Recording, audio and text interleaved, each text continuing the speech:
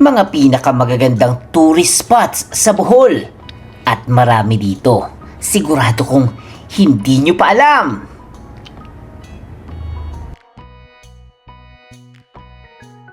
Mr. D. Number 15. Loon Coastal Geomorphic Conservation Park. Ang parke na ito ay tinatawag din ng mga lokal na Coral Garden. Ito'y nabuo matapos ang magnitude 7.2 earthquake na tumama sa Bohol noong October 15, 2013. Dahil sa geological uplift, may bahagi ng dating intertidal zone na umangat ng humigit kumulang 1.5 meters habang ang shoreline ay lumipat ng tinatayang 50 meters palayo sa dating baybayin. Sakop ng Conservation Park ang humigit kumulang 417 hectares. Ngayon, makikita dito ang kakaibang coastal landscape na may mga halaman na nagkukulay berde, pula at orange depende sa kondisyon ng panahon. Maganda rin dito para sa landscape photography, sightseeing at tahimik na paglalakad. Ang best time? Umaga or late afternoon para hindi sobrang mainit at mas magandang ilaw sa litrato. Huwag basta pumitas o kumuha ng mga bato dito at marine materials ha. Conservation area ito at bahagi ito mismo ng kasaysayan ng Bohol. Number 14. Danao Sea of Clouds. Hindi kailangan pumunta sa Benguet o Bukidnon para makakita ng dagat ng ulap. Sa barangay Magtangtang sa Danao, matatagpuan ang Danao Sea of Clouds, isang relatively lesser known attraction kung saan maaaring matanaw ang makapal na ulap na tila bumabalot sa mga bundok at lambak. Ang pinaka-importanteng tandaan dito, natural phenomenon ito guys, kaya walang guarantee na may Sea of Clouds araw-araw. Pinakamagandang pumunta ng bago sumikat ang araw dahil kadalasang early morning nabubuo ang makakapal na ulap. Kung swerte, makikita ninyo ang pagsikat ng araw habang unti-unting lumilitaw ang mga bundok mula sa ibabaw ng puting ulap. Tip! Check muna ang weather forecast guys. Magdala rin ng light jacket dahil mas malamig ang hangin bago mag-sunrise. At kung adventurous kayo, pwedeng isabay ang Danao Adventure Park para sa zipline at iba pang outdoor activities.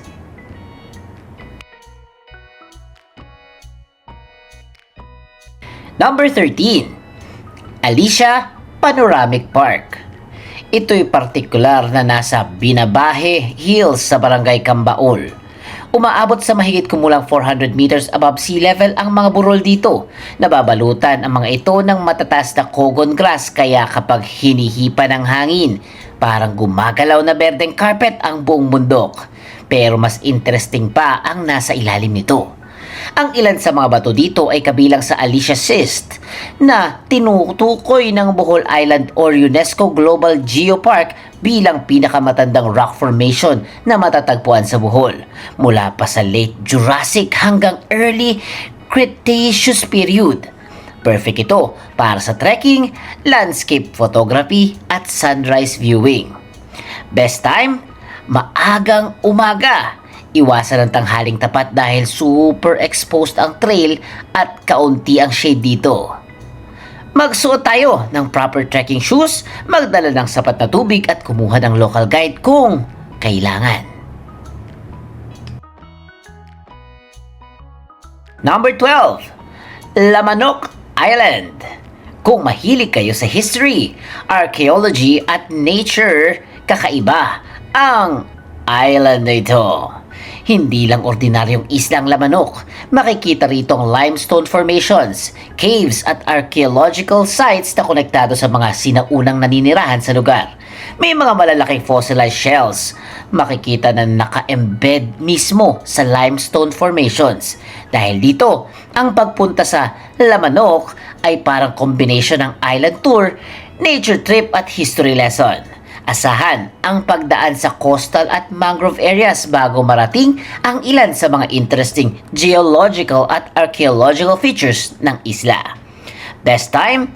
Morning hanggang early afternoon kapag magandang panahon at maayos ang kondisyon ng dagat. Mas magandang kumuha ng local guide dito dahil mas ma-appreciate ninyo ang lugar kapag nalaman ninyo ang kwento sa likod ng caves at archaeological remains. Number 11. Kadapdapan Rice Terraces. Hindi lang Banawe ang may magandang rice terraces. Sa Kandihay, Bohol, matatagpuan ang Kadapdapan Rice Terraces, isang malawak na agricultural landscape na napapalibutan ng bundok at makakapal na halaman. Hindi ito kasing laki ng famous terraces sa Cordillera, pero yun mismo ang charm nito. Mas rural, mas tahimik at mas kaunti ang turista. Kapag luntian ang palayan, napakaganda ng combination ng terraces, coconut trees at mga bundok sa background. Pwedeng maglakad sa paligid, kumuha ng photos at makita ng mas malapitan ang buhay sa countryside ng Bohol. Best time? Alamin muna kung kailan green ang rice fields dahil nagbabago ang itsura nito depende sa planting at harvesting cycle. Irespeto natin ang mga taniman doon ha. Hindi ito manufactured tourist attraction. Kabuhayan mismo ito ng mga lokal. At bonus pa, malapit lang ito dito sa susunod nating destination. Number 10. Can Umantad Falls. Mula sa Rice Terraces, dumiretso tayo sa isa sa pinakamagandang waterfalls ng Bohol. Ito ay makikita sa Kandihay at kinikilala ng Bohol Provincial Tourism Office bilang pinakamataas na waterfall sa buong probinsya na may pangunahing bagsak ng tubig na humigit kumulang 60 meters. Ito'y multi-tiered ang falls kaya hindi lang isang bagsakan ng tubig ang makikita. Napapalibutan ito ng makapal na vegetation at natural rock formations kaya mas dramatic ang view, lalo na kapag malakas ang water flow. Pwedeng maligo sa designated natural pools, magpicture at mag-relax pagkatapos mag-explore sa kadapdapan. Ang best time, maganda kapag sapat ang water flow, pero maging mas maingat matapos ang malakas na ulan dahil maaaring maging madulas ang trail. Ang tip, mag-water shoes or footwear na may magandang grip ang isuot.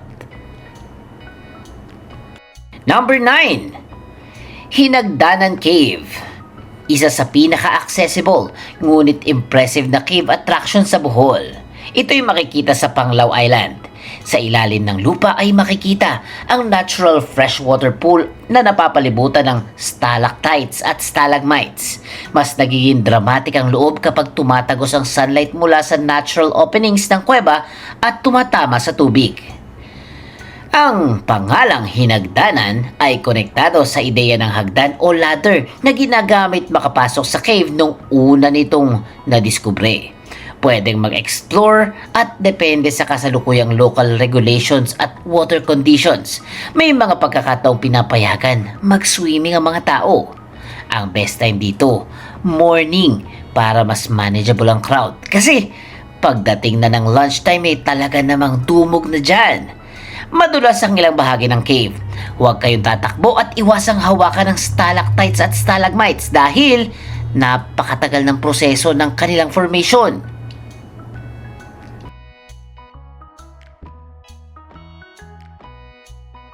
Number 8. Quinail White Sand Beach. Kung gusto ninyo ng White Sand Beach pero ayaw ninyo ng sobrang busy na atmosphere sa Panglao, puntahan ninyo ang sand beach na ito sa Anda. Powdery white sand, malinaw na tubig at relaxing na coastal scenery ang pangunahing dahilan kung bakit patuloy itong pagiging popular. Pero kumpara sa mga commercialized na Alona Beach, mas laid back pa rin ang atmosphere dito. Perfect ang lugar para sa swimming, beach walking, sunrise, at simpleng pagpapahinga. Maganda rin ito bases kung gusto ninyong puntahan ang cave pools, Lamanok Island at waterfalls sa Eastern Bohol. Dry and sunny days. Yan ang best time dito lalo na mula umaga hanggang early afternoon para makita ang pinakamagandang kulay ng tubig. Kung gusto ninyo ng mas tahimik na Bohol vacation, Maglaan ng kahit isang gabi sa Anda kesa sa day trip lang muna sa Panglao.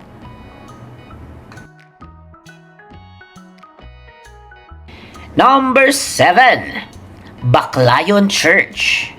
Hindi lahat ng kagandahan ng Bohol ay gawa ng kalikasan. Ang Baclayon Church or Church of Immaculate Conception ay isa sa pinakamahalagang heritage landmarks ng probinsya. Ang Baclayon ay isa sa pinakamaagang Spanish-era settlement sa Bohol at ang simbahan ay malapit sa konektadong kasaysayan ng Kristyanismo sa isla. Malubhang napinsala ito ng magnitude 7.2 Bohol earthquake noong 2013 pero kalaunan ay isinailalim sa malawakang restoration.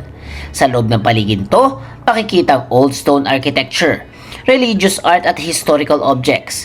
May museum din sa complex para sa gustong mas maintindihan ang kasaysayan ng lugar.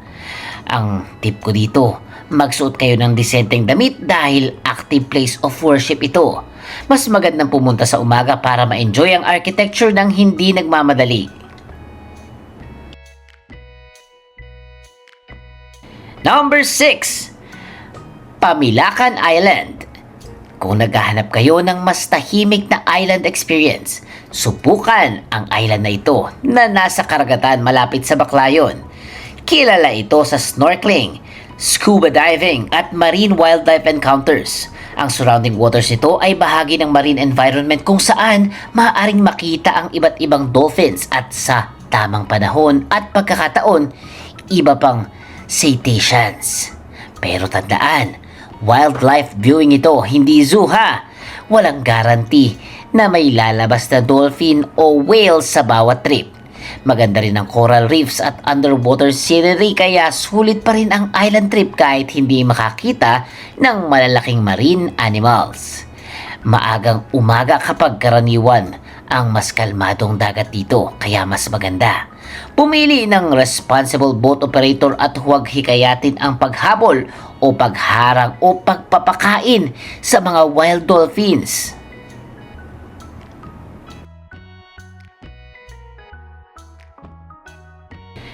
Number 5. Alona Beach, Panglao. Ito ang isa sa pinakakilalang beach destination sa Bohol. Dito nyo makikita ang white sand, turquoise water at mahabang hanay ng resorts, dive shops, restaurants at cafes. Kung gusto ninyo ng tahimik na deserted beach, baka hindi Alona ang number 1 choice. Pero kung gusto ninyo ng beach na maraming activities at kumpletong tourist facilities, napaka-convenient nito. Pwedeng mag-swimming, snorkeling, scuba diving, sunset watching at mag-book ng island hopping tour papuntang Balikasan. Mas buhay pa rin ang area pagsapit ng gabi dahil sa restaurants at beachfront establishments. Ang best time pumunta, umaga para sa swimming at late afternoon para sa sunset atmosphere. Ang tip ko sa inyo, kung gusto ninyo ng mas relax na beach na Panglao, maaari ring i-check ang Dumaluan, Dolho at iba pang nearby beaches. Number 4. Philippine Tarsier Sanctuary sa Corelia. Isa sa pinaka-iconic na hayop ng Bohol. Ang isa sa pinakamaliit nocturnal primate na may napakalaking mata. Ang tarsier, isa sa pinaka-responsableng lugar para makita ang mga ito ay sa Philippine Tarsier Sanctuary sa Corelia na nakatuon sa protection at conservation ng Philippine Tarsier. Dahil nocturnal sila, kadalasan nagpapahinga mga tarsier sa araw. Kaya kapag bumisita, huwag kayong sisigaw. Huwag gumamit ng flash at huwag subukang hawakan ng mga ito. Ang experience dito ay hindi dapat tungkol sa pinakamalapit na selfie, kundi tungkol sa pagkakakita sa isang napaka-unique na Philippine species sa mas natural at tahimik na environment. Ang best time, as usual, morning bago dumami ang visitors at hindi pa masyadong mainit. Sundin natin ng mahigpit ang instructions ng sanctuary guidelines. Okay?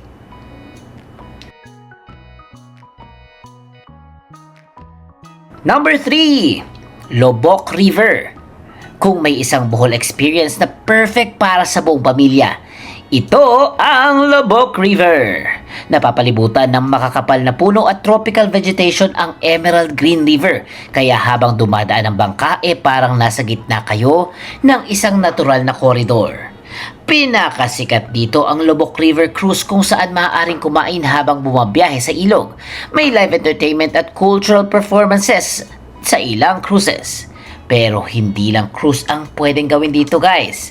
Available din sa Lubok ang activities gaya ng stand-up paddle boarding para sa gustong mas peaceful at active na experience. Ang best time dito, late morning hanggang lunchtime para sa classic river cruise or early morning kung gusto nyo ng mas tahimik na atmosphere.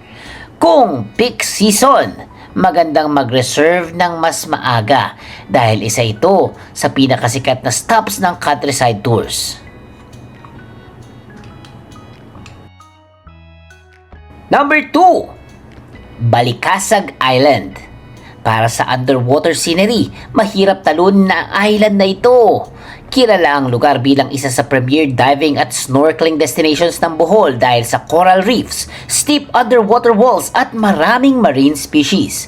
Karaniwang highlight para sa snorkelers ang pagkakataong makakita ng sea turtles at malalaking schools of tropical fish. Bagamat wild animals sa mga ito, kaya walang guaranteed sightings.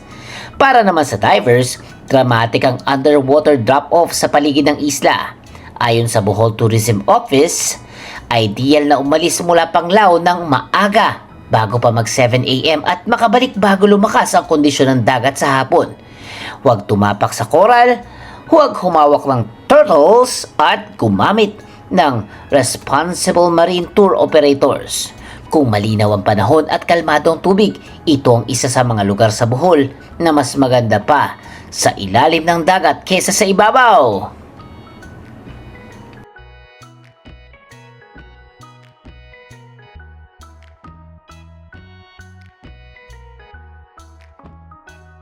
And at number 1, Chocolate Hills. Ano pa ba? Siyempre, number 1 natin ay ito. Pero hindi lang dahil sikat ito kaya number 1. Ayon sa UNESCO, ang Chocolate Hills landscape ay binubuo ng humigit kumulang 1,268 cone-shaped hills na may mataas na mula 30 hanggang 400 meters. Ang mga burol ay bahagi ng napakalawak na karst landscape ng Bohol. Nabuo ang mga ito mula sa limestone na may kaugnayan sa sinaunang marine environments at kalaunan hinubog ng geological at erosion processes na nagpahaba sa mga panahon. Kapag rainy months, matingkad na berde ang mga burol pero kapag mas tuyo ang panahon, nagiging brown ang damo kaya nagmumukhang napakaraming piraso ng tsokolate. Pinakasikat na viewing area ang Chocolate Hills Complex sa Carmen. Pwede ring subukan ng ATV activity sa paligid ng designated areas para makita ang landscape mula sa ibang perspective. Ang best time pumunta dito is early morning or late afternoon. Mas malamig, mas maganda ang lighting at mas dramatic ang view. At isang malaking dahilan kung bakit espesyal ang lugar. Noong 2023, kinilala ng UNESCO ang Bohol Island bilang UNESCO Global Geopark. Ang kauna-unahang UNESCO Global Geopark ng Pilipinas. Kaya ang Chocolate Hills ay hindi lamang magandang background para sa litrato. Bahagi ito ng isang geological story na milyong-milyong taon ang tanda. At yan, D-Fam! Ang pinakamagagandang tourist spot sa Bohol. Ano, nag-enjoy ba kayo? At nalaman nyo ba yung secret places natin dyan? Hay, kayo, alin sa 15 nasa listahan ang gusto nyong unang puntahan? At kung may hidden gem pa kayo na alam sa Bohol na hindi natin naisama, i-comment nyo na below. At syempre, huwag kalimutang mag-like, mag-share, mag-subscribe at mag-comment na kay Mr. D. Kasi masayang matuto.